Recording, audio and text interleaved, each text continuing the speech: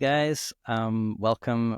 Today we have James on the call with us for our first ever jazz session.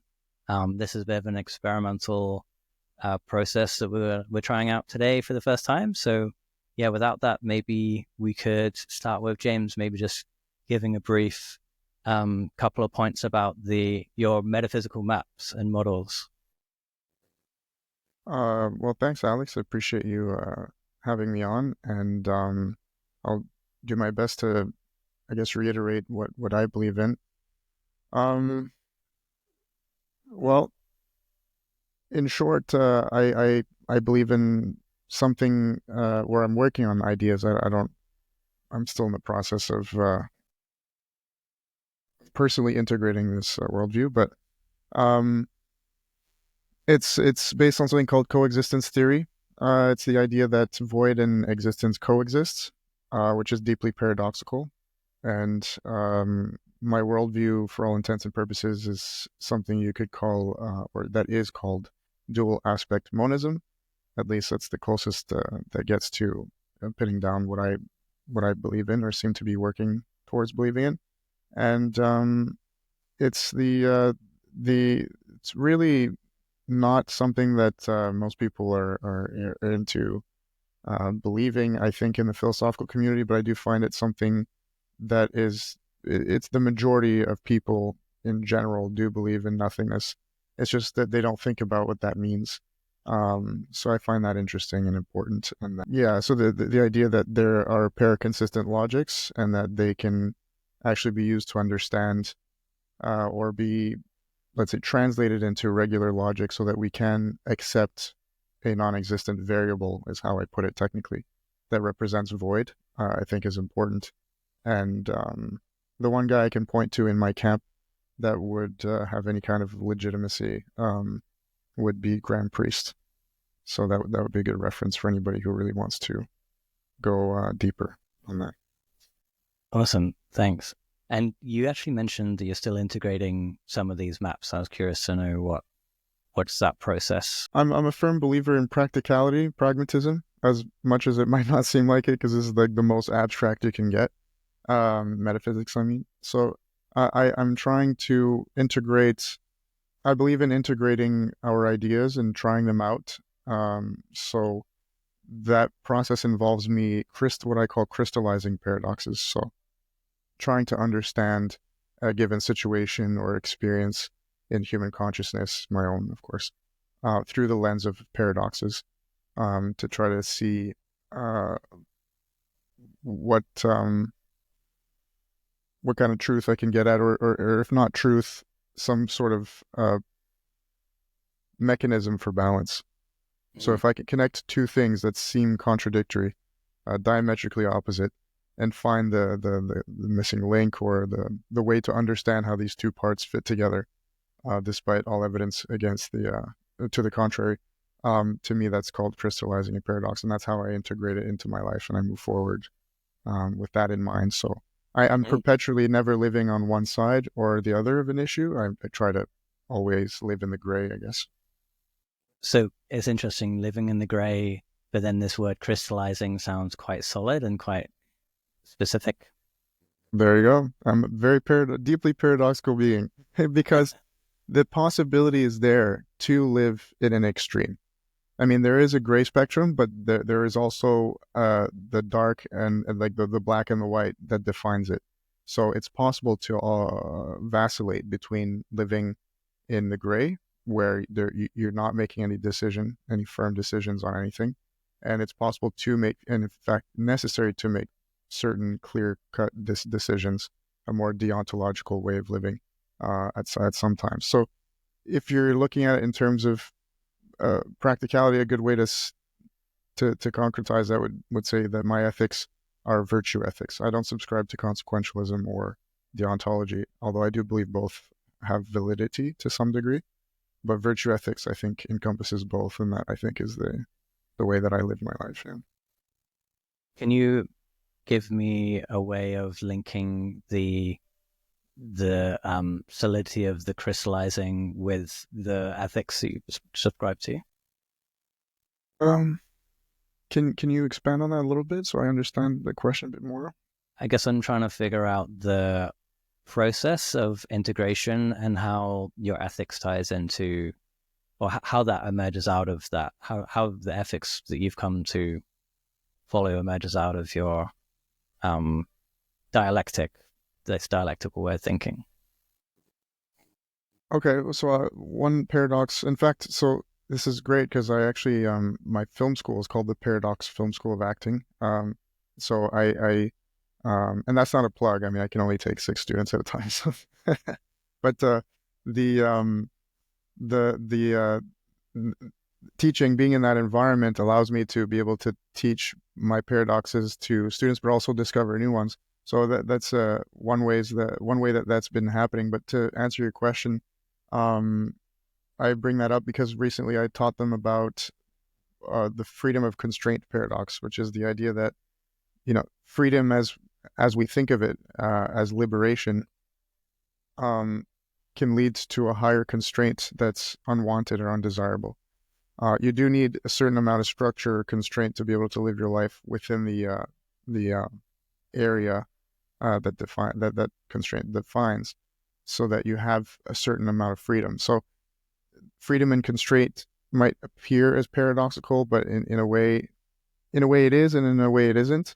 And so when I go out and I live my life, I think to myself, okay, there are certain things that I want to be free of in terms of limitations. Financial constrictions, for example, is a big one. We all want to have a certain amount of money to be able to do what we want to do. But at the same time, if I am restricted or constrained, I think about it, well, how does that bring me freedom? Okay, so if I don't have the money for this equipment, what can I do? So just the great example is at last minute, I have to shoot tomorrow, and I didn't have a proper shotgun mic, and this is a really cinematic scene, so I can't put lav mics on my actors. So I was thinking, okay, I have a podcast mic. Can I use that somehow? So the freedom there would be creativity. The lack of resources brings me freedom to be creative. So that's a more concrete example. Yeah. Beautiful, yeah. Just to reframe that a little bit, because what I hear when you're talking about what you called it paradoxical, the relationship between freedom and constraint, I would think of that more as a tension, and it's a creative tension, as you said, and similar in a similar way as to a bowstring. Like the string itself, it doesn't achieve anything. It's stretching that string between two opposing forces. That's how you get that momentum that moves things forward. Mm. I'm sure there's several ways of physics, ways of looking at it. I think, have you heard of that term tensegrity? I don't think so. It's this idea of I think it's a pretty bad mashing together of two words, but it's the tension and integrity, I think. Anyway, it's just this idea that and actually I think it came out of architecture initially. This architect came up with this sort of way of building structures. But anyway, it's an interesting theory, and I've heard it again recently. A few days ago, this physiotherapist was studying physio because she does my masha. What do you call that? Fascia. Fascia, yeah, myofascia or whatever, the connective tissue in your body, and that there's a relationship between tension and the integrity of it. So it's kind of interesting how it's applicable on multiple levels of analysis. Anyway, but I'm digressing. Matthew, can you expand a bit more on it? Do you mean that the freedom of constraints, insofar as you perceive it, isn't actually paradoxical, or even a paradox to be exposed as not being a paradox, but instead just you can have a better, clear example through the bow example? Or yeah, I think if we were to view freedom and constraint as absolutes, then to have both of them would seem paradoxical. But if instead you think of them as competing values, which I think is what they are, I mean, in reality, freedom without constraint doesn't really seem possible, and having constraint without freedom seems pointless. So I guess what I would see it more as is the opposing values create a tension between them, and that tension is creative in nature and moves things forwards.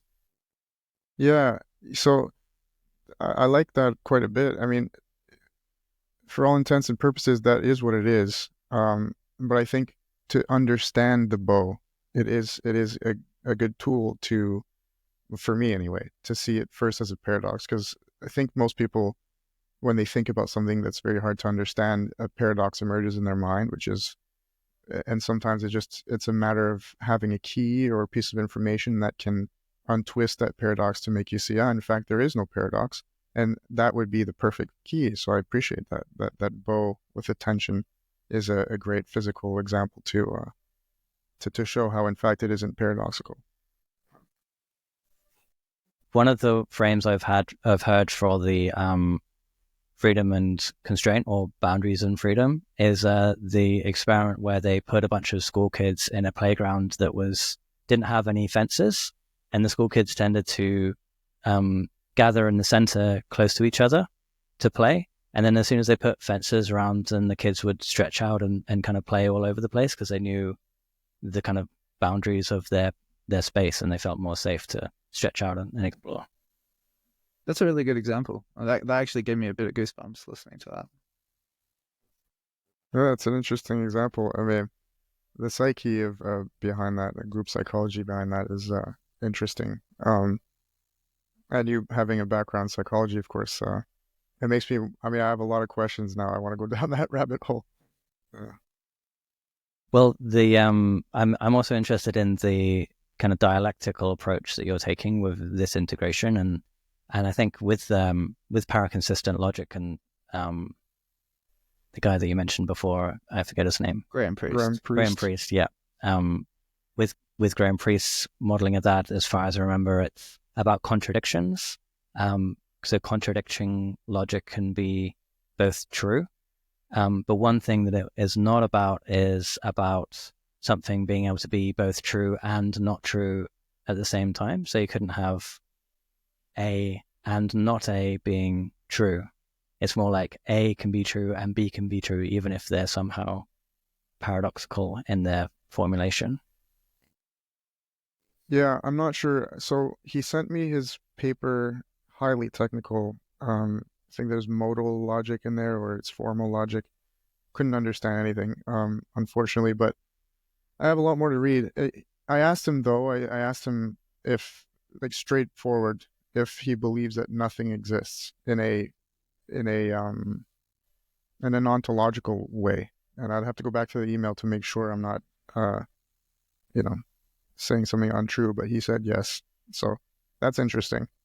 And so if that's the case, then the law that you're talking about, the law of the excluded middle, it is broken in a way, or it's not that it's broken, it's just that it can coexist itself with another. I don't know if it's, see, that's the trick of it, is when we're talking about physics, when we're bringing in the material world and consciousness and so on, and existence. I use existence as the word because we fall into this epistemological nightmare and empirical nightmare if we're going to go start looking at space-time constructs and matter and consciousness. So, I treat it as one discrete unit, all of that stuff, existence. And if there can be a non-existence at the same place and time, see, the law of the excluded middle to me is a physics thing. And insofar as an abstract rule of logic, I don't see why it couldn't coexist with something that negates it. But I was thinking about this before, like yesterday. What is it that matters? Because obviously I'm never going to empirically prove nothingness, and it's not really my intention to do so. The question is, does it have any value or meaning? Does it bring any value or meaning to me and or at least other people? So I'm curious about what you guys think about that. Well, I guess one of the things I'd want to inquire is that you used the word void earlier, and I think when I think of void, I have a particular framing of what that means that is different to non-existence. So yeah, are those synonymous for you? They were until Matthew came along and gave me that brilliant distinction. I was like, yeah, ontological commitments versus epistemological. What was the term? It was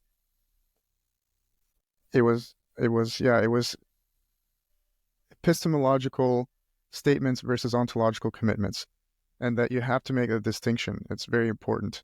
And so nothingness and void were interchangeable for a long time until I realized that when you use ontology, it refers to that which exists, whereas nothingness might be a subset of that insofar as it's relative. It has to do with relativity. The absence of an object doesn't imply void, and that's very important to realize that. And I think that to me is what nothingness is. It doesn't mean that it implies void. Void is completely separate from nothingness. The two are not really related at all. Nothingness is still a component. It's still existential, whereas void is completely outside of everything existential to me. Mm. So your dual aspects of your monism are void and what? And existence. So void and existence, which would also encompass consciousness, and the relationship between the two to me is arbitrary. It doesn't. I mean, I do have ideas and a position as to. I think they mutually create each other in a lateral fashion. There's to me, it's not that one precedes the other. But yeah. So to me, nothingness and existence and consciousness and all that stuff in physics, they're all existential. So you brought up this idea, or you're asking if, like, what are the two aspects? Yeah, to me, that would be the one aspect is existence, which includes nothingness and everything else. And the other aspect of it would be void. And those two are the two aspects. And you have both of those. Your notion, I think, coexistence theory, right, is that both of those like exist in parallel. And I believe in the video you made for the Theories of Everything competition, you talk a little bit about the necessity of introducing consciousness as a way of mediating between the two, as a way of, I guess, I think you call it paradoxical awareness of the parallel, right? Mm-hmm. And what that makes me wonder about your framework is whether then consciousness would be seen as, I guess, a fundamental in your view, or as something that, because if it's being invoked to sort of explain the conjunction and that coexistence, holding those two things together, is it then over and above? Like, how do you think of consciousness? And also, what's your attitude about idealism as a metaphysical thesis? So I view paradoxism as a transcendental philosophy, meaning that, yeah, it would fall under the category of idealism.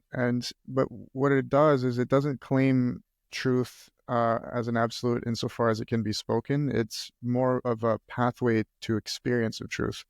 So, when it comes to consciousness, it is axiomatic insofar as, when I say you, I really mean in general, and it was really my path. But when you go down when you climb the ladder of paradoxism, it only leads you up to a certain point. Hopefully, it will lead to the experience of the paradox, or of that conscious awareness of the paradox at play, so that you can understand that, in fact, there is no distinction between consciousness and physics, matter. That there's no distinctions whatsoever. There's an absolute pervasiveness, the Parmenidean sort of description Mystical of the worlds. one. Yes, there you go. It almost sounds like a kind of Eastern spiritual Zen koan or something to kind of set the mind at a certain state to realize something. Is that? Yes, that's exactly it. But for brainiacs like us, for people who can't accept reality without rigorous logical search, and yeah, so not for most people, I wouldn't say. No. It just confuses most people. Like, what is this? That can be a pathway. Maybe confusion could be a pathway to Yeah, realizing oneness. That's true. Good point. Good point. Yeah. So I remember last time we talked, something that you said a few times was that nothingness must exist in some respect in order for it to make sense to invoke it as a concept, right? And I'm thinking to myself, like, I guess what does that mean? In what respect, in your mind, does nothingness exist? And is it I guess one way of thinking about it would be as a relative counterpart or opposite to existence. But another way is as, I guess, or I suppose one way of thinking about it is a relative opposite and counterpart in the ontological sense. And then another way would be a relative opposite and counterpart in the conceptual sense, namely that, the concept of everything or something or existence would seem to demand, like, as by way of a definition, right? That some opposite or some other. I guess what I'm wondering is, to you, does it seem like when you say that it has to exist in some respect in order to be invoked, how do you conceive of the nature of that existence that it has? Well, so I'm gonna hold myself. I'm gonna hold my own feet to the fire. I'm gonna say void from now on. Just so we know what we're all talking about. So, to me, I think void exists in some capacity, and whether that is logically or physically proved, I think is besides the point. I think it's necessary as an exercise for consciousness to be able to understand that, in fact, there is no distinction, or to achieve that transcendental um, or existential feeling of oneness, that meaning, that sort of higher state. So that contextualizing everything. I don't want to lose my train of thought there, because you ask very sophisticated and precise questions, Matthew, and so I have to focus. Can you reiterate that again? Yeah, the question was whether you conceive of. I actually think you already answered it, but the question was whether you conceive of the way in which that nothingness would have to exist in order to be invoked as being a conceptual necessity or an ontological necessity. And I think the answer that I heard you give was something like, if it exists conceptually as a necessary aspect, then it exists ontologically, because you don't distinguish ultimately between something. I guess if something exists conceptually and consciousness is identical with the mystical one, then obviously the ontology is going to just be one-to-one with that. So this is where the idea of infinite regress enters into play, because it's both. It's both that they are equivocal, or there's no distinction, and that they have their own identity necessarily. So to me, that's what I mean by infinite regress of paradoxes as well. So there's the infinite regress of infinite regress squared. That's what I call it. Is that what you just asked, that question falls into another paradox, that both is the case. It is the case that, to me, that it is that void exists conceptually as a necessity to achieve that transcendental awareness and experience of truth as one discrete unit, and it's after the fact that you realize there is no distinction once you've had that experience. But the idea that it took you two components that have their own identity shows you that they're, in fact, they are discrete and different, and that one is a concept, and whereas the other is an ontological void, in a way, because it doesn't exist. It's an ontological object that doesn't exist. So it's always both, is the answer for me. Basically, it's always a paradox. So I guess the Heraclitus is where, insofar as you see Parmenides having his counterpart being Heraclitus, I'm siding on Heraclitus' side. That's my answer, I guess, in another resumed way. I notice that you're making the explicit distinction between nothingness and void. Can you explain that a bit more? That I'm making the explicit difference between the two? Yeah, like what? Why are you making that difference now? Because, well, like I said, I think what what Matthew was saying about there being a necessity to have a distinction between ontological commitments and an epistemological statement is necessary. If we're going to talk amongst each other, it's necessary. And it's necessary in order to achieve, like, to go up that ladder. Once you have had the experience, to me, I think it no longer matters. And I think that's what I hadn't understood, that, hey, you can't, like, the whole point, and I didn't even know what I was doing, right? Like, I wasn't trying to create a philosophy for everybody else. The point was to test my ideas against other people to be able to prove the philosophy to myself. So, hey, if other people, if it works with others, then I can validate it for myself. There seems to be this important desire or requirement to human beings, maybe, at least for me, that goes with this idea that you're intrinsically linked with the external world, with other consciousnesses, and that your ideas, in order to be able to integrate them properly, they have to function in relation to everybody else. So I do make that distinction now, and I make it because that is how I viewed the world, that there was a difference between void and nothingness, or that there wasn't before. To me, I thought they were the same thing, because I was just not sophisticated enough, and I didn't really look at the physics enough, and I didn't understand how relativity fits in, and so on. And then I discovered the aletheia, the idea that an object can exist in the same point in space and time, and that is impossible in physics. But the interesting thing was that when I applied that idea to existence itself, when we're talking about existence, does it exist in the same point and space and time? I mean, yes, if you think about it, because it exists in all spaces and all times. It exists. So the question is, what does it expand into, or what does it exist within, or what does it emerge, from where does it emerge? When you ask those physical questions, you realize, well, then non-existence has to exist in some fashion, or that's at least how I got started from the physical standpoint. And then it was sufficient to me that, well, whether we infinitely prove and discover new constructs that are physical or existential, to go on to prove to ourselves after a while, okay, there is no such thing as void. It doesn't really matter, because you can get there through consciousness, and that consciousness, the experience of void, to me, is it's kind of like someone going on a crazy trip, right? And just being like, whoa, I just saw the void, enter the void kind of stuff.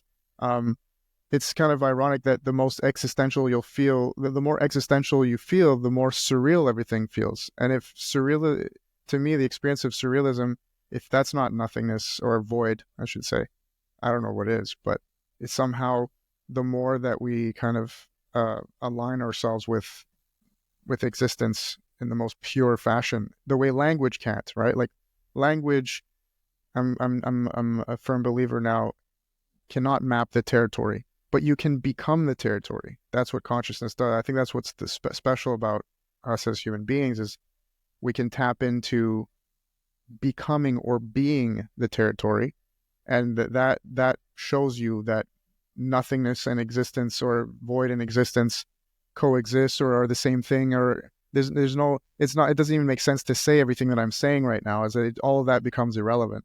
The point is, can we find some kind of the closest description to that? And that's what paradoxism is to me. It also reminds me of like when in Eastern religions they say oneness. It's it's everything and it's infinite. But in some sense it's also nothing, but not in a absolute sense, as in it's still everything, even though it's a nothing. It kind of reminds me of the Tao, nothingness in the sense of no particular thingness, right? Not so much as the absence of things, but more as that oneness, the presence of the one.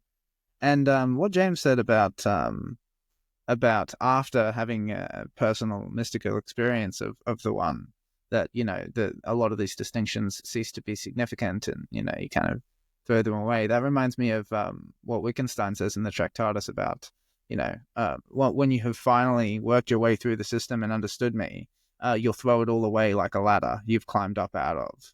And, then it'll be, then he concludes with that final statement, whereof one cannot speak, thereof one ought to remain silent. Yeah, well, that's the Tao all the way. I think one of the first stanzas is the way that is named the way is not the way.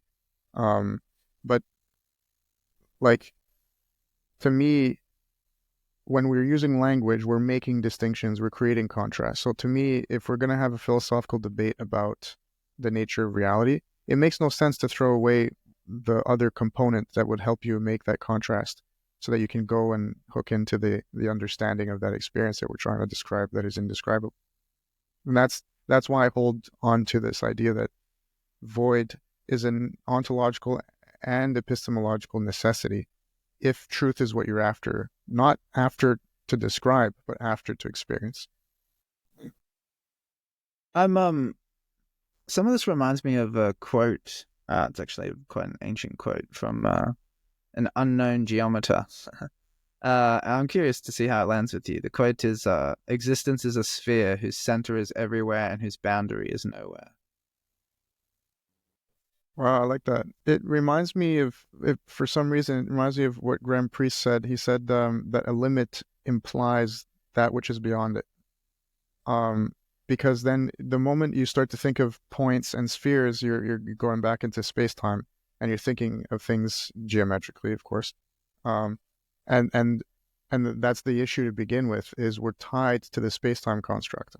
And if we're tied to that, then you've automatically precluded yourself from actually investigating what void is. So I like it as a physics example because it gets very close to saying, hey, there's something strange with the physics here, and that there's something relative to consciousness that you have to think about. That idea is paradoxical when you think of what you just said.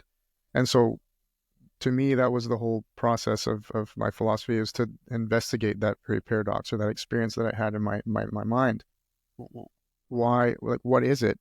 Is a paradox a lack of understanding, or is it in fact something that indicates a higher truth that I'm not understanding in some fashion? So when I heard Priest say that, that was brilliant, because that when he said a limit implies that which is beyond it, that's what I was explaining with my infinity limited idea in that video that I did.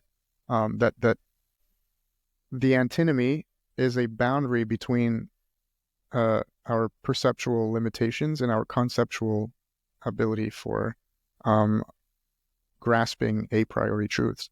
So to me, when someone says, "Oh, infinity, nothingness," no, that doesn't exist, because we can't, by definition, or it's unprovable or whatever. To me, it's kind of insane. Not insane, but it used to be frustrating. Now I'm not frustrated at all, but I'm still baffled by how we can accept certain a priori truths and others we don't. Like, it's so arbitrary to me. How can we accept that logic is a priori, but we can't accept nothingness or paradoxes as a priori? In fact, a priori literally means, from what I understand, that it is, you do not need to experience something to know that it's true. It is true intrinsically in some fashion. So, I mean, if there can be, and I really do think that it's an exception, a hierarchy of a priori truths, like which a priori truths are more a priori than others, which doesn't make sense because they're all a priori. But there seems to be an exception, and it's that nothingness. Nothingness is the most a priori you can get, because not only does it not require experience of it or empirical proof of it to know that it's true, it removes all contexts within which you need to experience anyway. And void is just, it's so a priori that it falls outside of a priori in a way. So and so we all accept this. I think most people walk around knowing, yeah, there's probably nothingness, and then God created out of nothing, right? Or the Big Bang. Prior to that, there was, but but we don't understand it. We don't accept it in our physics and our sciences, which makes sense because the two are mutually exclusive to me. I don't think we're in the business of doing the same thing. I think philosophy and science, although they're trying to find a mutual agreement into understanding the fundamental nature of reality, aren't necessarily in the same business, because science is, to me, tied to the space-time construct, and that's it. And there's nothing wrong with that. It's just that it causes a lot of grief for no reason, and I think debates that are going in circles that aren't going anywhere. But maybe it is productive too. I mean, if we're trying to understand the consciousness from the side of the brain, that can be very useful for sciences and helping people in different ways. But understanding the brain from the point of view of consciousness is something we've already done thousands of years ago.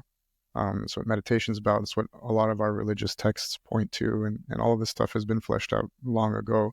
I think that what we're all doing in this community is reinterpreting and getting more precise for our times, being as we know a lot more today about the world than the physical world than we used to. Well, arguably the rationalists were attempting to make a science of thought and with reason and logic, not focusing on empiricism.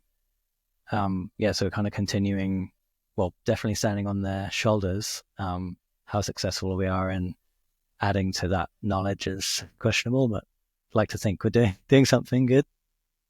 Yeah, well, so to me, data logical theory is so far the most up-to-date philosophical framework for what our sciences are trying to do, because everything is coming down to data and information. So we need to understand the relationship between the two, and continue down that path. So, that's Matthew's expertise there. Yeah, so like to me, I would say your theory is on the other side of my, like, your theory is from the physics standpoint, and mine would be more from the consciousness standpoint, is how I view it. And perhaps maybe it's both of our philosophies are observing the nature of reality from both sides. Complementary in a way. They're complementary, exactly. It's just that I happen to be a bit more axed towards the consciousness side, and yours more towards the physics side. Whatever that means, I don't know, but I do think that there's probably more of a necessity for your theory insofar as it should be disseminated than mine, because I don't think mine's really any different than, it's different based on an identitarian thing, but it's not different insofar as the value of what it has to say. I mean, it's been said in many different ways. Taoism, for example, being one of them. I think it's quite a nice thing to do, to consider the requirements of a theory of everything, for example, and perhaps include this, not psychosomatic, what's the word I'm looking for?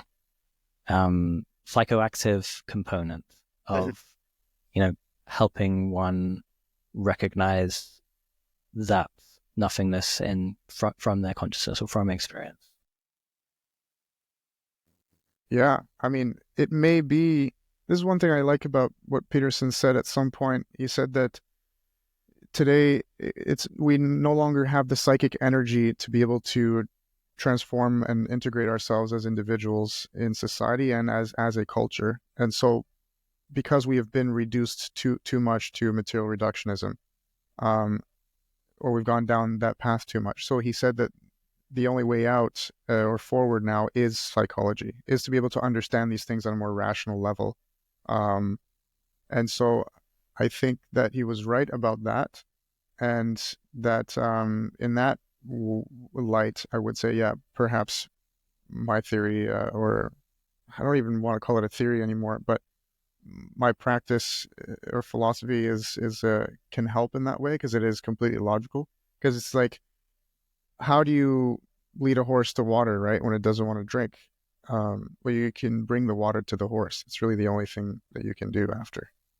I think that's what a lot of science and philosophy is about today, is to try to return to, because we're seeing that in different ways. I just spent 6 months in Colombia, and seeing so many people from the West coming to have a spiritual experience, ayahuasca and all this stuff. It's clear that in the West we're trying to find that psychological integration again, or to be able to achieve the hero's journey, as Campbell would say it.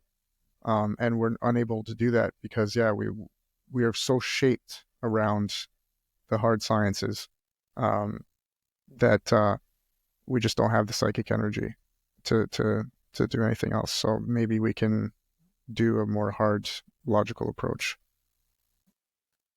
I definitely see Matthew's model containing psychoactive elements too.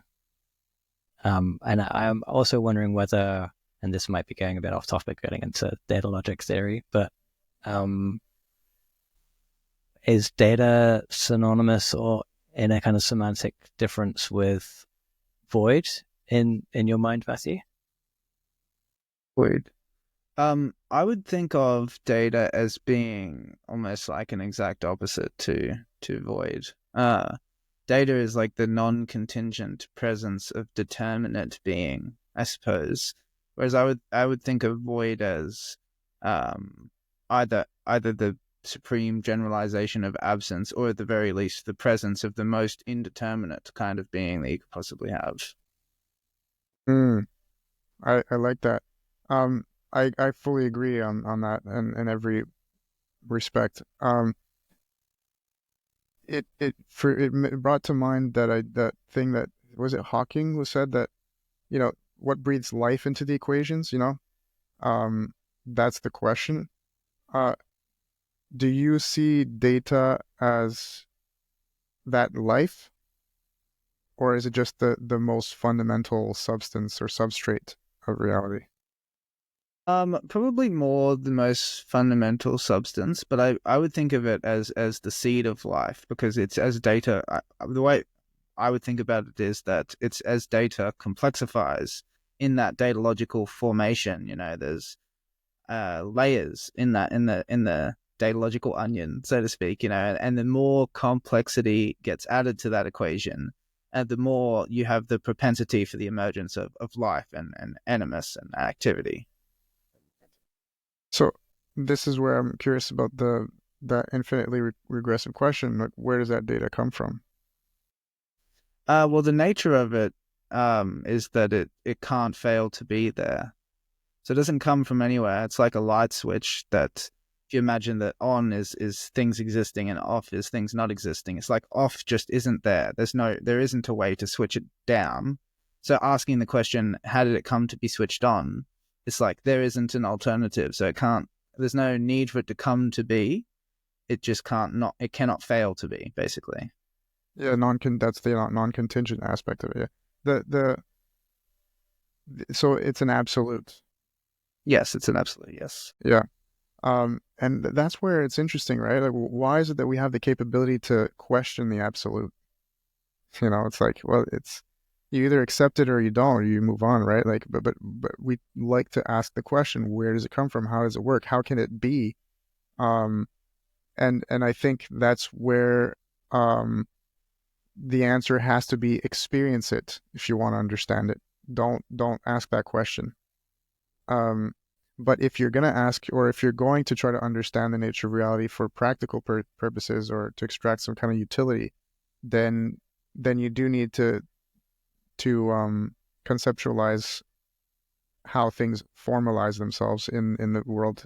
And I think data and logic, I love it, because what it does is it creates a linchpin, or it creates a dovetail between the most abstract thing that you can get and the most concrete. And me being a guy of dualism, or playing with dualism and finding a way to connect them, that's a beautiful idea. Is that logic and data do have an intrinsic connection together. It makes sense. I think that's what distributes itself throughout all of reality. We see that in many ways. And I don't know what kind of utility it can lead to, but I think it's an important path forward.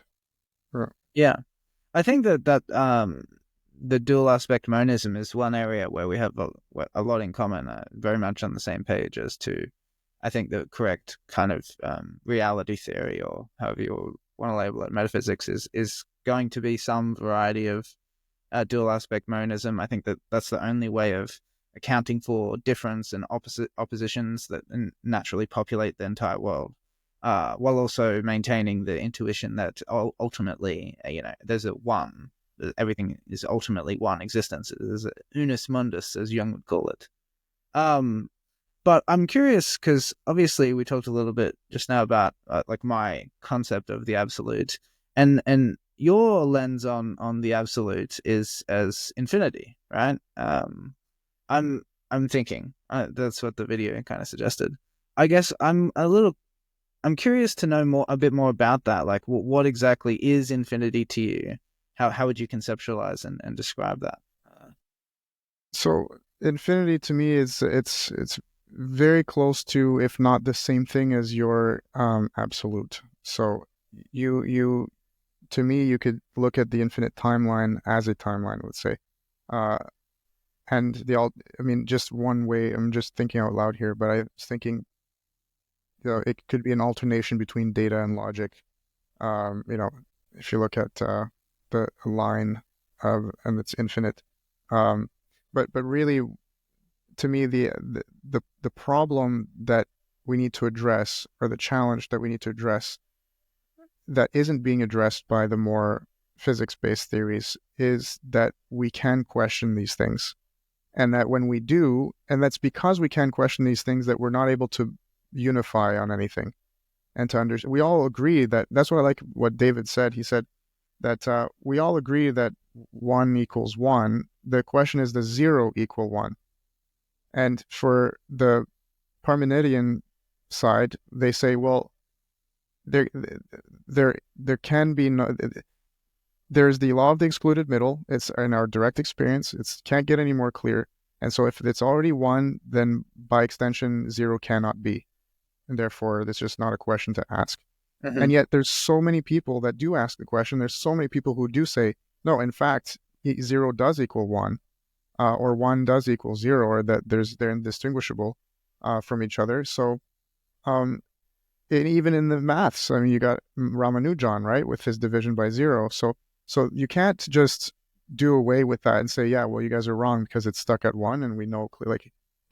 We have to deal with that. Now, how I deal with it is to try to create that connection between, say, data logical theory and that idea that 0 equals 1. And the infinite, to me, is that it is the idea or the concept that can bind them together, because it is a duality, or it is a monistic force composed of duality. I mean, if you think of infinity as a line, once again, and it's a sequence, right? You have a sequence of 1, 2, 3, 4, 5. So you have discrete units, and in between those units, you can infinitely, decompose them, of course, and yet, because infinity itself has no beginning or end, and that in between any two units on that line, there's an infinite amount of points and units and so on, that you realize there's an intrinsic connection between void and the existential world, then it transcends both of them, or binds both of them together. And that's the only concept, really, or the best concept, as far as I'm aware, that can allow us to realize, or to come to an agreement, and to stop having that discussion of, like, whether God created the universe out of nothing, or whether God was just static the whole time in space anyway. Like, that, I think, is the ultimate important mission of our time, is with the exponential growth of tech and all this chaos that's going on. If we're going to get through this as a culture, it's like what Jung said. There's this great quote. I'm going to write a movie, and I'm going to start the movie with this little clip that he says, "Man is the great danger, and he's pitifully unaware of it." And he says that we need more psychology. We need to understand man, because, we are the origin of all coming evil. And it's true. And I think we can't surpass that without an idea or some kind of consensus to stop having that discussion and to move forward in it, So to me, infinity is a way to arrive at that.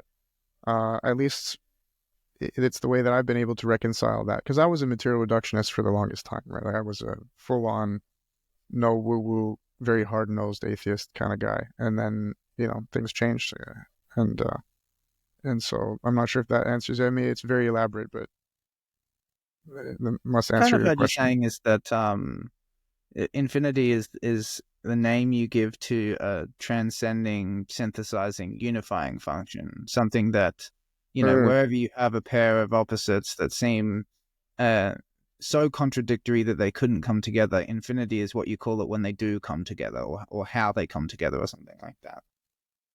yeah, well, infinity is yeah. I mean, you've said it perfectly. To me, that's how I would say it. Yeah. It's very interesting. It kind of reminds me as well of Leibniz. He considered the monad to be a zero, and he considered the universe or existence to be comprised of infinite monads, so it'd be infinite zeros, um, con- uh, becoming a one or God. Yeah. The Yeah. ultimate infinite sum. Yeah, Yeah. That's something I lightly dabbled into. Yeah, Leibniz's monad, and that is pretty much my worldview. Yeah. Like what you just said there, I need to write that down actually, because that's the very eloquent short form to explain what I believe in the most clean fashion. Have you ever heard of the CTMU? Out of curiosity, James. Absolutely, I've spoken to that community, and I spoke to Chris's wife, and the people that follow him religiously, and I do mean religiously. Yeah, yeah. So, yeah, yeah, interesting concept. I think he has a lot of work to do in insofar as, well, maybe I have more work to do in insofar as understanding and then reading his stuff, but he's got his own semantics, that guy. So it's a lot of groundwork you got to do to understand the CTMU. Yeah. He could also probably work on his public relations, to be honest. But He's definitely a cult figure now. I think I'm comfortable saying that now after yeah. seeing him evolve. Yeah. Why do you bring it up? It's just kind of it's part of the obviously his ideas of reality as a kind of recursive linguistic framework that calls itself into existence out of nothingness, or more specifically, out of a state of chaos or sort of ultimately unbounded potentiality. And I guess I just wanted to see, whether, first of all, whether you're familiar with it, and second of all, to what degree that approach seems resonant to you with your projects and your way of thinking about the universe. Oh man, you're putting me up against Chris there. um, so I really like how he conceptualizes things. I don't know, like to him, reality is a piece of language, I guess, and it's a that idea of self causation, or it's not the term he uses. He uses more like yeah, it's self referential. Telic recursion, I believe, is his. Recursion, there you go, telic recursion. Yeah, I like that idea a lot, because I do think that causality, um, in a way, it causes itself, or that effects are their own causes. That's something that I've said in my own philosophy at some point. But what that means is another story. I mean, when we're talking about causality again, it's almost like he's trying to render existence from nothingness, Mhm. and whereas I believe in doing the opposite, to unify existence with void. Uh, it's not for us to understand. Well, I don't even know if it makes sense to bring in causality at all. Uh, I haven't thought about it enough. I can't say that I have a position on it. I do think he's a brilliant guy, and that his ideas have value, and they've gained traction for a reason. And I can't speak much more to it because I don't understand all of it. But in the most reductionist way that we can look at it, seeing that it's a piece of language and it's recursive and all that, he's onto something. But yeah, there's not much I can. How does it relate to your theory, Matthew? Well, I think that there are lots of similarities, and I certainly like some of the distinctions that he makes. Like one of the things, one of the neologisms in the scope of his theory is something called syndiffianosis, which is basically the recognition that in order to call two things different, there has to be a context in common that you can compare them across that context. I think that's quite insightful. At the bottom of the theory, he and I have some disagreements, and I've actually spoken with him a fair bit on Quora. That was my original platform of choice, and we had some back and forths back in the day about that. But I mean, I generally think of the structure of reality as being something objective, I suppose. And so, likening it to a language seems to me in some sense inappropriate. And also, I can't necessarily get on board with the idea of the bootstrapping, existence bootstrapping itself out of nothingness. I don't necessarily think that makes a whole lot of sense. It's an appealing idea. I just don't think in the actual details that it ends up working. But it occurred to me while you were talking that one aspect of your view that maybe would be less compatible with his framework is by describing reality as a piece of language. He totally leaves out what seems to be quite central to your approach, which is the emphasis on experience. Like there are, and it's the experience that, in some sense, that mystical experience that goes beyond anything describable in language, right? That in and of itself, in the very nature of the experience, it transcends the possibility of description. It's the kind of thing you can only appreciate if you've had the experience. And it would seem that an entire reality made of language wouldn't seem to make room for that, I suppose. Yeah, well, let me go back to the bootstrapping thing. I agree there. I think that the moment you try to understand or explain how existence bootstraps itself in a way, it makes no sense, and it's actually what leads you into a bad infinite regress, a rabbit hole that leads to nowhere. Like that to me would be like a negative void. There's someone in the community who was really wicked sharp, like a legit genius, and he sent me this thing at some point. He's like, James, I think I think you're gonna like this, and he was working on because he uses formal logic in his work and stuff. He's a mathematician, and he said he made a distinction between positive and negative voids. I was like, holy shit, dude, that's wild. But if there was a term or time to use that term, it would be now. I think that this idea of bootstrapping is a negative void. It's not something that I don't see there being any value in that idea. I think that that's a destructive idea. That would be what Jung would refer to in his Gnostic text as like the pleroma, or the thinking about the pleroma in the wrong way, so that it dissolves you, and that there's nothing productive about it. That's what I think that does. But language as well. I mean, he says things in one way. He says in one interview that reality is the ultimate identity. And I believe he probably just attaches identity to language, in which I don't know if they're interchangeable, and if there is an absolute, it can't bootstrap itself to begin with. And then it's just absolute. It's just there, which is why I think that void and I like the idea of coexistence and the pervasiveness of void and existence, so that you dissolve the whole context to begin with. Whereas he's saying, no, we need to bring a context, as you pointed out. And yeah, you need to bring a context if you want to understand the physical world. But if you want to understand the absolute nature of reality, the whole point is to dissolve that context. And so, yeah, whether we can use language to do that, and saying that the ultimate identity is a piece of language and it's something to be understood logically. Yeah, I don't know about that. Okay. What you were just saying about the negative nothingness actually reminds me of something I wanted to ask you about. which is lucky because I'd forgotten. Which was you mentioned in a previous talk. I think one of the theories of nothing group meetings. Something about a paper on called the 9 levels of nothingness or something like that. I'd love to give that a read and I guess have a look at what that's about. Yeah, Robert Kuhn. He has that show Closer to Truth.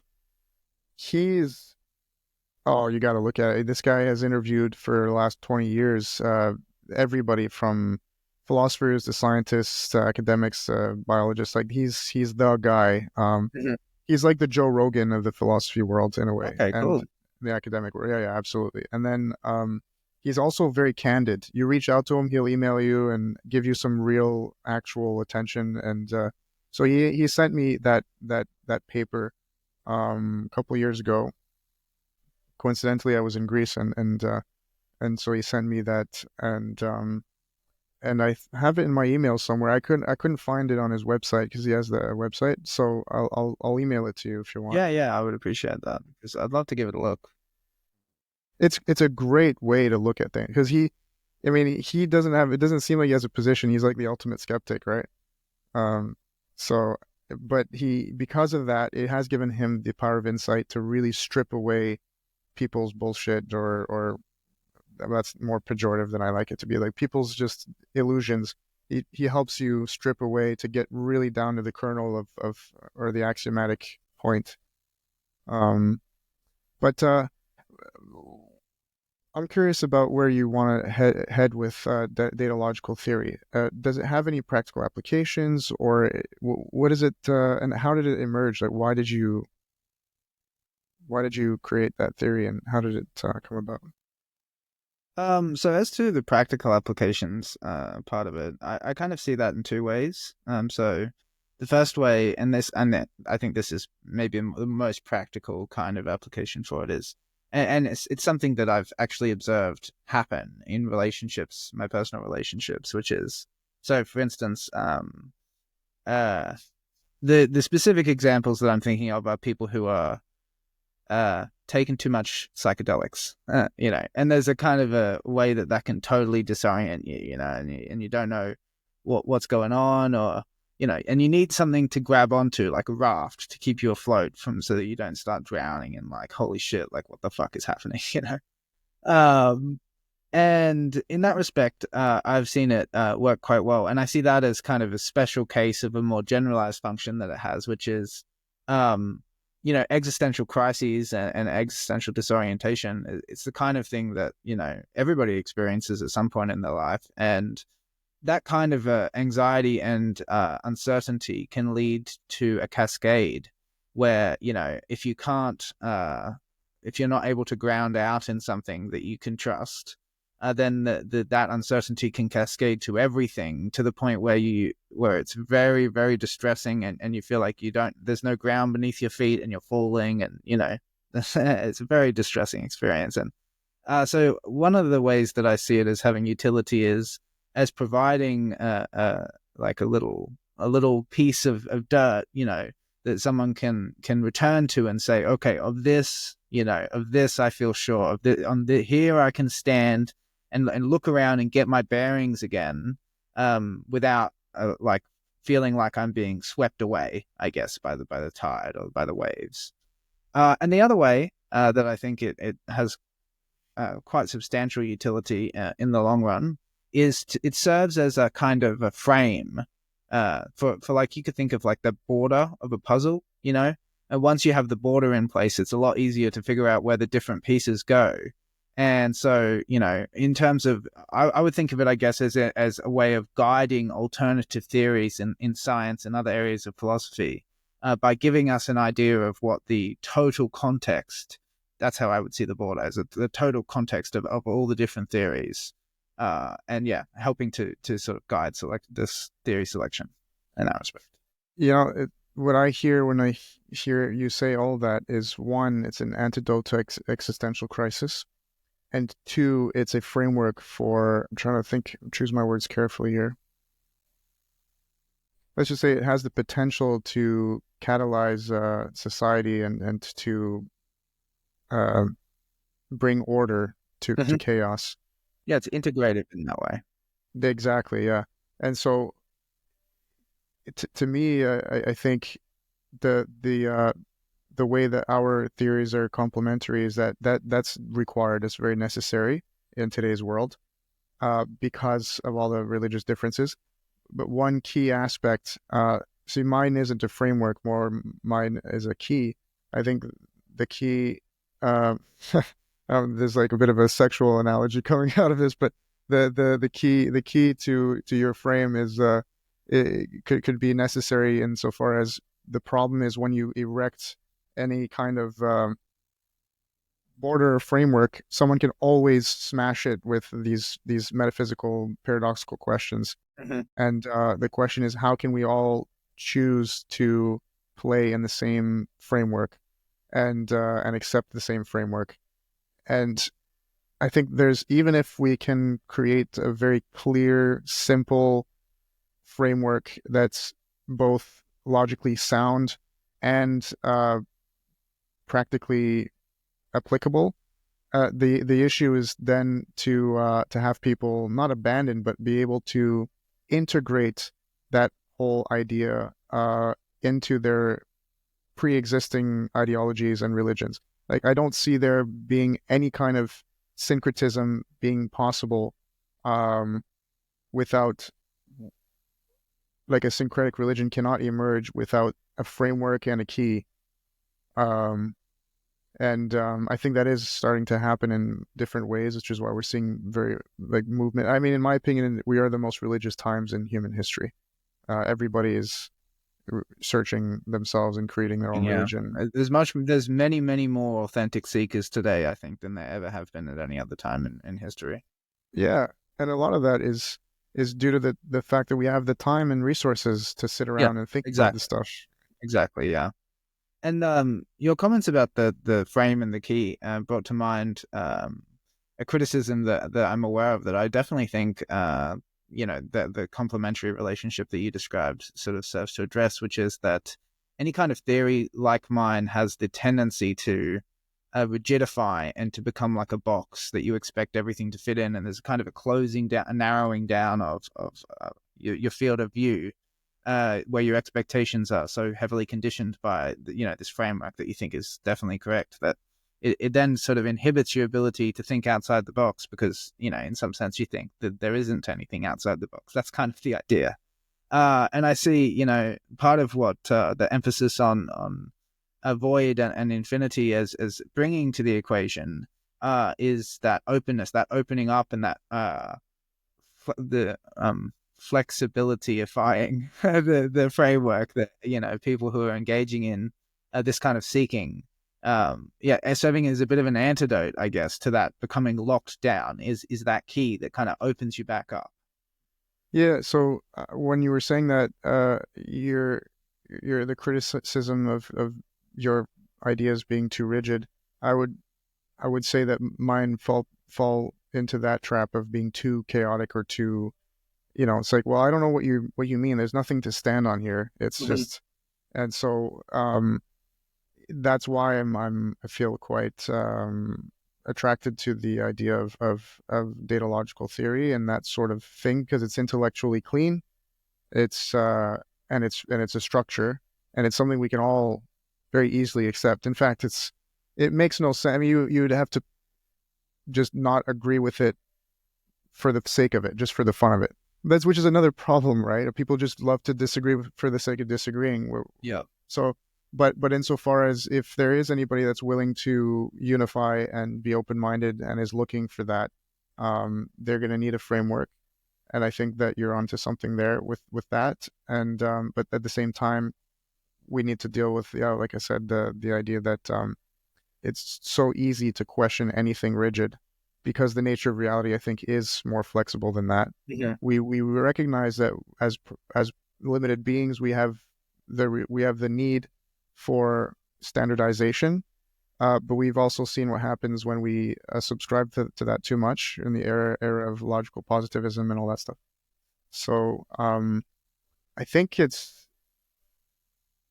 there's something of a phenomenon occurring however you want to look at it, it could be logical, like inertia, or it could be mystical, like synchronicity. Either way, there's a sort of like assembly theory, which is this new thing that came about in biology. They're trying to understand how everything, in a way, assembles. But the fact that the three of us and the entire community that we're a part of came together, I think it's there's no coincidence in that. Just like Leibniz having derived calculus simultaneously as Newton, the information was there. It was bound to happen. So I am definitely grateful that that we did find each other, because, man, our ideas are so out there that it's hard to find people with whom to express and share these ideas, and that's something I have to say I'm grateful for. Yeah, definitely. And with respect to it, I agree with you. It's not a coincidence, and synchronicity is a major focus of my philosophical work and my study, and it served that role that I was just describing earlier of being a bit of an antidote to that kind of closure. Because you're right, like reality is so rich and manifold that, you know, it's never as simple as we make it when we try to fit it inside our heads. And the way I see synchronicity is as an orienting signal that kind of always redirects you to the complexity of reality. And so us finding each other and coming together, and indeed the larger community of theories of everything, what would you call it? Interested people, enjoyers, theories of everything enjoyers.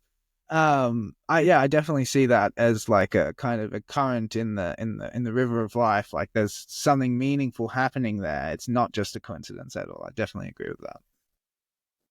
Yeah, and I think if we recognize that, there's a lot of work to be done. And so, like Alex, for example, and also Brandon Singletary, guys like you guys are also like necessary to this community, because from a psychological point of view, I think guys like you and I having the confidence and capability of saying, here's how I understand the world, and having these ideas, putting them out there, is it requires a certain amount of bravado, let's say, and it can easily tip into arrogance and God complex, and that's something that afflicts this community, like you guys know very well, right? The kind of guys that come through on the Discord. So it's very, very important to have that current, like you said, that kind of synchronizes people. I think that's what Alex and Brandon do. And so I was sort of categorizing this a couple of years ago, that there are different types of theories, and some have different utilities than others, and different people. And I think that it makes so much sense that we have people interested in psychology that are coming and gravitating towards this community, because on the one hand, and I'm going to say this, and I'm saying this very, very gingerly, but we are very important. And this is the thing is, it's not coming from a place of ego, but it requires that humility to be able to come out. It's what I've learned is humility. It requires humility to be able to say, I have something important to offer and I have to do it. It's kind of like seeing someone drowning and you're the only one around to pull them out of the water. You're not standing around thinking, "Ooh, look at me, I have the power over this person." No, it's not relevant. I think this is the kind of thing that in this community we have so many people working on important ideas and interpreting reality in different ways, and trying to keep up with tech and all that stuff. And so that our counterweight or counterbalance is guys like Alex, right? So the interesting thing would be, how can, and in fact, maybe I should just ask you straight up, Alex, like, how can we integrate these ideas in the larger population if they had to be? Is it something like, it can't be, I mean, is there a way, I don't think guys like us are very good at reducing our ideas to something that's practically applicable. Yeah, I can answer that as best I can. Like, yeah. I think we have to take people on a journey, and that journey has to be a kind of mythology of some kind. So it's like the mythos element against the logos element that you guys are bringing. And like I said, that a lot of the power of a beautifully constructed, clear logos theory of everything is that it attracts people who are seeking that. And like us, we've all been kind of looking for something clear and specific and elegant. But I think we're more of a rare breed, if anything. Like there's, people who are just after a good story. Yeah. So if we can tell a good story whilst also taking someone on a journey through kind of various ways of understanding, not just like one person's model, but even just a pathway towards like more general notions of what these models contain, then I think that's how we disseminate it in a more wider audience. This is crazy, guys, because I was saying I'm not into woo-woo, but this feels very woo-woo to me, and I believe it. It's like it's real woo-woo. Recently, I've had this idea to make a movie, and it entails. Well, I told you about it, Alex. The idea that how is humanity going to develop, or what is its journey going to look like with AI and all that stuff. So I was thinking, and I was like, okay, I need to interpret this movie. I cannot write it from a story standpoint. Normally I write from a story, I create a framework right away, a plot and all this with characters. But this time I'm doing it visually. I want to create visuals that really reaches the subconscious first, and then let the story emerge from there. And it's funny that I just came up with this idea recently, and that you out of nowhere said, hey, let's do a podcast. And it's just now that you said that I realized, holy shit, you guys can help me write this movie, perhaps. And I'd really need to use you guys as consultants. But I'll give you a quick glimpse. I want to start it with that little clip of Jung that I said earlier. Starts with that. And then throughout the movie, I want to use very visual images. Like, for example, I see a man naked in bed in the fetal position, and it's from overhead. And his bedding is beige. So it heavily implies, him in the womb in a way, but it at the same time isn't something. It's like, oh, you did that, right? I don't want it to be too obvious, but I want like very striking images like that throughout the whole film, to contextualize humanity, to bring up all of these themes that we're wrestling with in our theories, consciousness, morality, tech, all this stuff. So I'm trying to create like the story or mythos, or at least not create the mythos, but interpret and try to catalog and make everybody understand this is what we're dealing with. Like, this is where we're at now, in a way. Maybe catalyze the creation of the mythos. That's what it is, to catalyze. Like Fight Club catalyzed our understanding of our culture at the time. Yeah. I mean, I can't speak for Alex, obviously, but for myself at least, what you described in terms of like the syncing up, and for me, that's like I think of that as like the kind of threads that constellate around synchronistic occurrences and synchronistic meetings. And what I've learned from my study of synchronicity is basically just to uncritically follow that and just see where it leads, and then kind of retrospectively kind of evaluate rather than evaluating in the moment. So I would definitely be keen to be involved and kind of help you come up with ideas for it, for sure. Yeah, absolutely, that would be fantastic. And Alex too. So both of you guys, Alex for the more psychological things, and you for the more philosophical things, it would be of great help to make this movie. And also, because you study synchronicities, I just recently watched the Rizwan Virk on Joe Rogan. He's like a tech guy, and he was talking about the Mandela effect and how there's a phenomenon of some people forgetting or remembering things in a different way. It was just something that came to mind. I was just curious if you knew about that, about the Mandela effect. I know about it. I wouldn't be able to offer. It's one of those things that I just have marked in my mind with a question mark, like, what is this? It's kind of odd. I wouldn't be able to offer like a good explanation, but yeah, I'm definitely aware of it. And it's, my experience with synchronicities basically just teaches me to pay attention to things that are odd or weird in that way, and to kind of refrain from projecting interpretations on them until until the interpretation emerges out of the constellation of the signs. And when it does, there's that kind of that click feeling, where you know, because it just all fits together.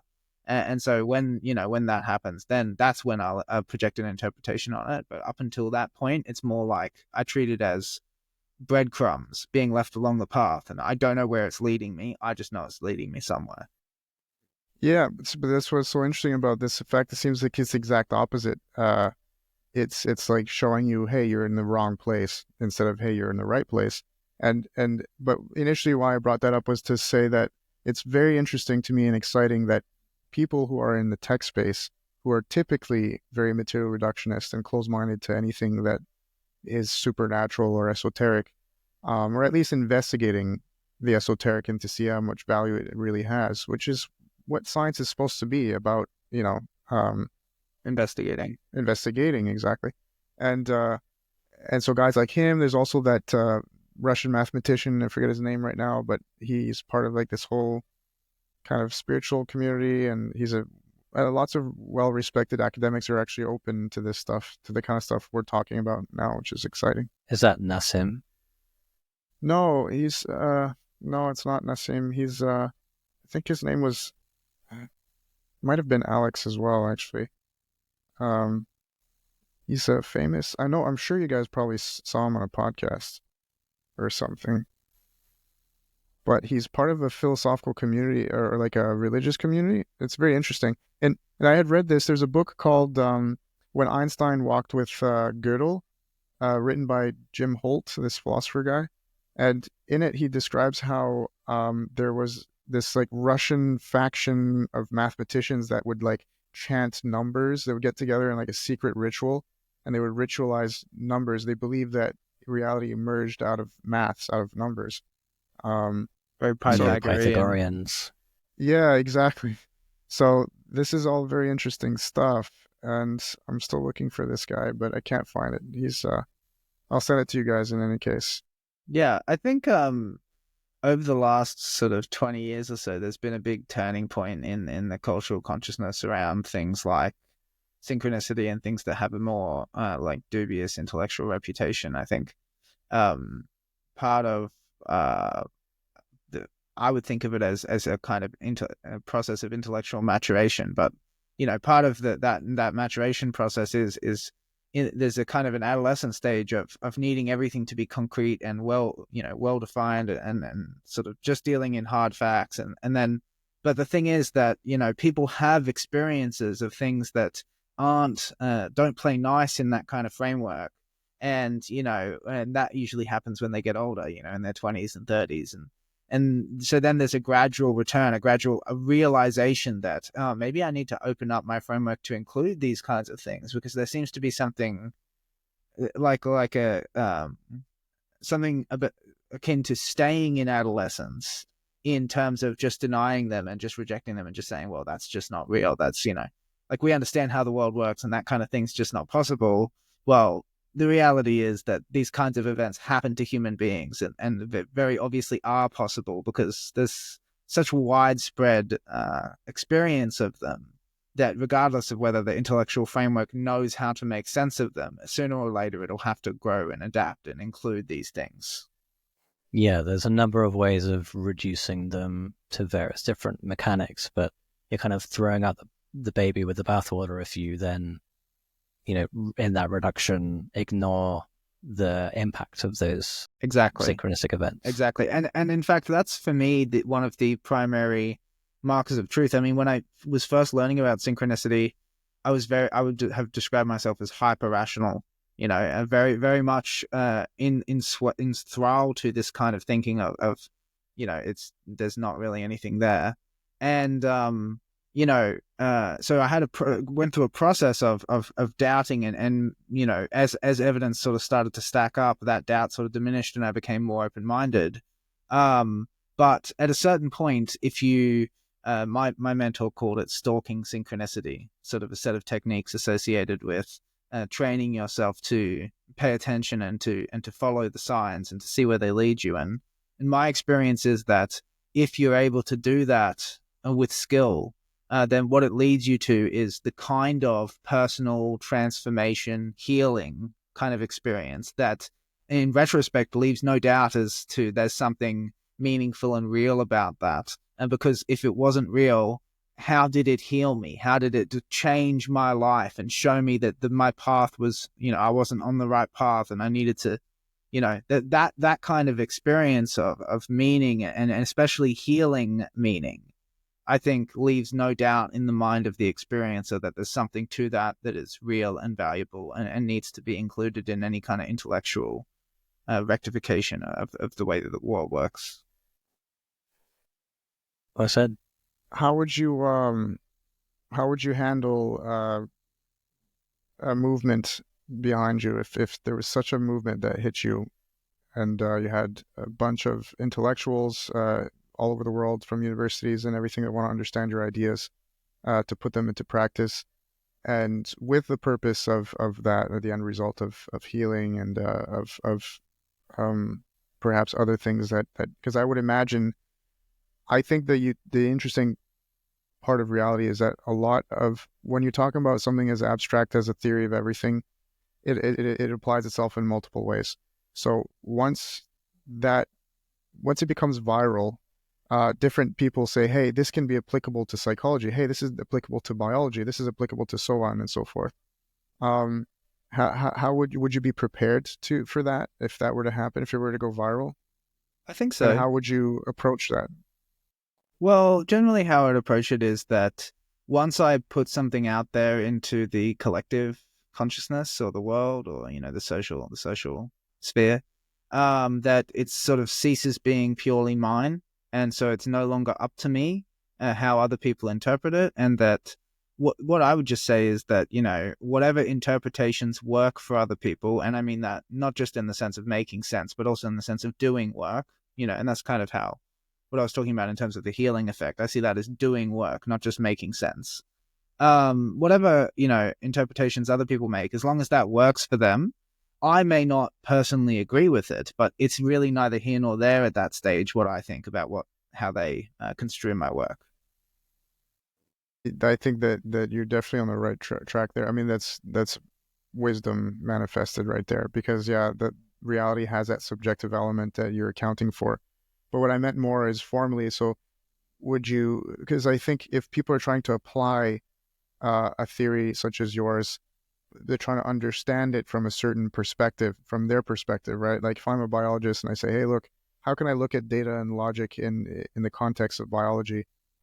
Would you be willing to study biology to understand them so that you can better help them? Or like, how would you handle that whole lifestyle? Would you do book tours and that sort of thing? Yeah, I mean, I would definitely be open to book tours or lecturing, that kind of thing. Yes. As to whether I would take pains to educate myself about subjects about which I don't know enough in order to collaborate, that really depends on my level of interest in the subject. Like it would be regulated primarily by, do I feel like that's in my wheelhouse, in the sense of like it's part of what I have the talents for, because obviously all of us have limited time. So there are some subjects in relation to which the opportunity to collaborate, I would be much more warm to that idea and much more willing to invest my time.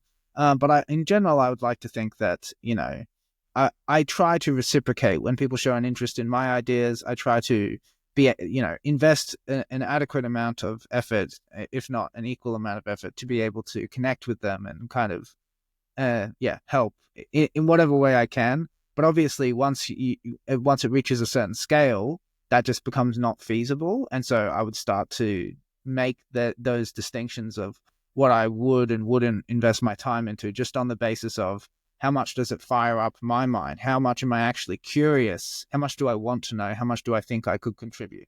Kind of thing. My follow-up question to that would be, if you had to or could hierarchize the fields that your theory is applicable to, which one is the most applicable, and then in rank order? That's a really good question. And not one I feel I could give a good answer to right now. I'd love to address it maybe in a future conversation. I have time to think about it and kind of Because first of all, there's so many subjects, and I think many of them wouldn't even make it onto a list for me, just because I'm just not that interested in them, and they wouldn't naturally come to mind. And then to give that rank order, that's generally the kind of thing I would take pretty seriously. So I would want to have given it some consideration before I would commit myself to an ordering. Well, I'm satisfied with that, and I'm glad I launched that process. I hope. Yeah, definitely. I mean, I'm very curious. I mean, is it in the maths? Is it sciences? Is it in deep learning, religion?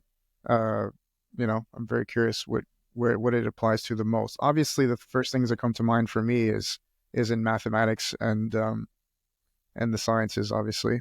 But yeah, and also religion. Religion seems to me like very much along the lines of that. And not just science, but also the philosophy of science. I think it could play a big role in that area. Philosophy of science, yeah, that to me rings out as true, as the most true. I think datalogical theory is very much a philosophical science itself. So that's interesting. I'd like to get more into that. The only thing I have like knowledge or experience in that would be Karl Popper, and found his work interesting. But I think we don't pay enough attention to the philosophy of science. We keep thinking, oh yeah, we've got this down, and then we realize, oh no, we made a big mistake. This is a process in the method that doesn't work. So being able to think about how to think about things is perhaps what you're good at, right? So yeah, that's definitely a talent of mine. And with respect to, I like Popper. I prefer Thomas Kuhn. He wrote a book called The Structure of Scientific Revolutions that I think sheds a lot of light onto the actual workings of science in the long run, rather than in terms of like how, say, an everyday scientist might, the kinds of ideas that an everyday scientist might resonate with. What I really like about Kuhn's work is that he takes a more historical perspective and sort of asks, okay, let's look at big upheavals in the way that scientists thought about the world, and what happened before, what happened during, what happened after. How did those upheavals actually happen in practice, and what can we learn about science from that kind of analysis? My goodness, guys. Well, I think that's a good high note to leave on. I am curious though, moving forward, if we can recap a little bit of what it is that we want to do from here moving forward. Like, this is a good format for a podcast. I think you guys are really good at what you do. Where do you want to take this? Yeah, after you. I know. Well, where do we want to take this? I don't know. Sky's the limit, you know? I think one of the things that motivated Alexander and me to kind of look into making a podcast together is a recognition that obviously the part of how we met is the Theories of Everything community. And initially that community started out like as people who were interested in theories of everything, and there was kind of an exploration of different theories. But I feel it kind of turned into being more hit and miss in terms of the actual relevance of some of the topics covered to that subject, to metaphysics, to ontology. And some of the guests as well, I think, are a bit more like it's kind of in some way, Kurt has the idea of, oh, now that I have this platform, I can talk to all these interesting people. So it's kind of just, I'll just talk to whoever I'm interested in talking to, and that'll kind of, you know. Whereas I think Alexander and I wanted to have something a bit more focused around the idea of theories of everything and organized, and more importantly, to have some structure in mind in terms of how we create the content. So the jazz sessions is actually just one aspect of what we're planning on doing. The name of the podcast is Telos Ontos Eidos and Eidos. And so, you know, that sort of describes three different streams of material that we're interested in talking about. And as we go along through the different subjects and topics that are kind of constellated around those three focal points, what we wanted to do was to build from the ground up, and at no point kind of just start going off in random directions, but rather make it so that for those who are interested in this kind of subject, there's you can follow along and track that progress and match us and learn with us as we kind of explore these different areas. And I guess that there's some kind of pedagogical continuity in how we present the material. That's kind of, I guess, my conception of what the goal is. You have your work cut out then, for sure. That's you have to pick and choose your guests quite specifically, and yeah. Well, can you, for the sake of the listeners, explain telos, ontos, and eidos? Yeah. So telos is the idea of a final cause or an end purpose. These are also words that are associated with it. So you could think of it as where we're going or what we're trying to achieve, and also I guess ideas that are. So I would think of synchronicity as being kind of in the category of telos, because meaning is one of those things that's directive. It kind of organizes our activities around something that we're aiming towards, you know. Ontos obviously is the basis of ontology, so it's the existence of things and the nature of things, and so subjects like metaphysics and epistemology and that kind of thing. I guess that would be like groundwork for building a theory of everything, and also explorations of alternatives to different aspects of the kind of model that Alexander and I have in common. And eidos is ideas or forms or schemata, I think, is the other kind of synonyms to the Greek word. And so that would be more broadly subjects related to the special sciences, also human relationality and connection. And that, I guess that's the most wide-ranging bucket, you know, in terms of the subject matter, because it just refers, broadly speaking, to ideas about the way the world is. Man, I'm very curious how that's gonna manifest itself, because yeah, it's so broad that you're covering a lot of stuff there, which is good in one way, because yeah, it gives you plenty of content to go on for a very long time. But yeah, how perhaps it will be a pattern that will emerge rather than something that is planned, because over time you might realize, yeah, we need to investigate these things in relation to these other things and so on. So hopefully there'll be a good pattern that emerges, and then people will see that there's value in what you guys are talking about. I gotta say, I'm very happy and honored to be your first guest. That's pretty cool. Yeah, and honestly, I'd love to have you back, man. I've really Yeah. enjoyed the conversation today. I think this went really well, and I thought we made a lot of progress. So yeah, I'd love to do this again and see how far we can get, you know? Likewise. And in the background, I'll come and consult you guys for the film that I'm making. I think you guys would be very valuable additions. So That sounds great. Thanks for your time. Yeah, thanks, James. Thanks for coming on. yeah, Yeah. thank you guys. Appreciate it. Have a good night, man. You too.